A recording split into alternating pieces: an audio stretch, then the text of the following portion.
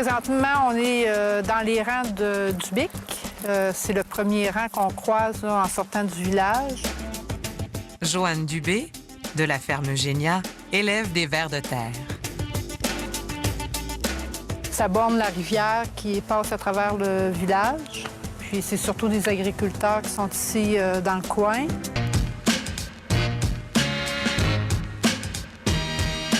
La vermiculture, il y a quand même des compagnies qui ont investi 1 300 000 puis ça a coulé.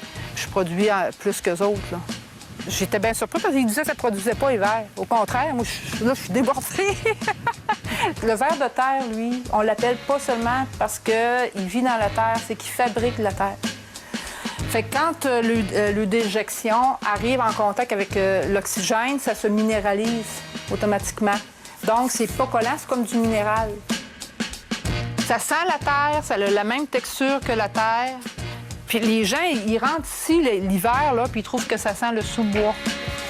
Puis quand ils viennent visiter, ils sont là, « Ah, la belle terre noire! » Puis ils se mettent les deux mains dedans, puis « Ouais, tout ça. » Puis un coup, là, ils ont tous dit ça, puis que... Je dis, « Ah, ben il n'y a aucune terre là-dedans. »« Ah ouais? » J'ai dit, « C'est le fumier de verre, ils sont là. » Le fumier de verre de terre, sa particularité, sa force, c'est de faire fleurir les plantes. Faudrait que j'essaye de pogner un œuf, là. Ah, il y en a un ici. Ils sont hermaphrodites. Ils peuvent rester 1 heure et quart facilement ensemble, là, accrochés un à l'autre, là. Ah oui, puis ils sont bien, là. Fait que ça peut aller jusqu'à 5 petits par œuf. Puis ça mange son poids par jour. C'est comme nous autres, si on avait à manger notre poids par jour, on serait longtemps à la table. Qu'est-ce qu'ils mangent? C'est toute de la matière organique là, que je mélange ensemble. Puis, dont un des ingrédients que je peux donner, c'est qu'on utilise le bois raméal. Quand on utilise le bois raméal, c'est que ça provoque l'effet de terre neuve. Pas terre neuve, la place. Une terre nouvelle. Les vieux, eux autres, qu'est-ce qu'ils faisaient quand ils défrichaient? Le gros bois de tronc, ils le gardaient pour construire les maisons. Ensuite de ça, la grosse branche, ils s'en servaient comme bois de chauffe. Puis la petite branche de 3 pouces et demi et moins, là, les autres, là, ils n'en pouvaient plus là, de bûcher puis de se scier ça. Ça fait que ça restait sur le parterre. Puis malgré le fait qu'ils faisaient des brûlis, il restait plein de petites branchailles sur le sol. Fait que quand ils passaient à charrue avec les chevaux piétinaient ça, puis les charrues, ça l'intégrait ça au sol. Puis c'était des sols, là, ça donnait à pleine clôture pendant 6-7 ans. Puis là, quand le sol venait épuisé, bien, les rendements s'en suivaient. Hein? C'était moins. Ça qui se revirait de bord puis il en rouvrait un autre. Fait que ça produisait l'effet de terre neuve. Fait que quand on utilise le bois raméal, c'est exactement la même affaire.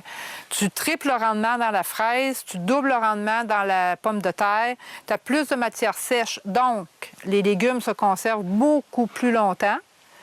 Puis c'est un excellent paillis, ça ameublit le sol. En plus de ça, ça attire les vers de terre. C'est une des grandes solutions à l'agriculture, ça, le bois raméal. Mais le lobbying des engrais chimiques est tellement fort. Puis si on voulait en faire une production, on n'aurait même pas besoin d'abattre les arbres. Les pommiers, on les taille à tous les 2 ans. Ça les tue pas. Parce que quand tu tailles un arbre, tu peux faire de la taille directionnelle, puis envoyer la branche pousser par là plutôt que par là. Fait qu'on pourrait faire des architectures magnifiques au niveau de nos forêts, là, sans jamais tuer un arbre. Ça me donne des frissons quand j'en parle. Amenez-moi faire ça dans le bois.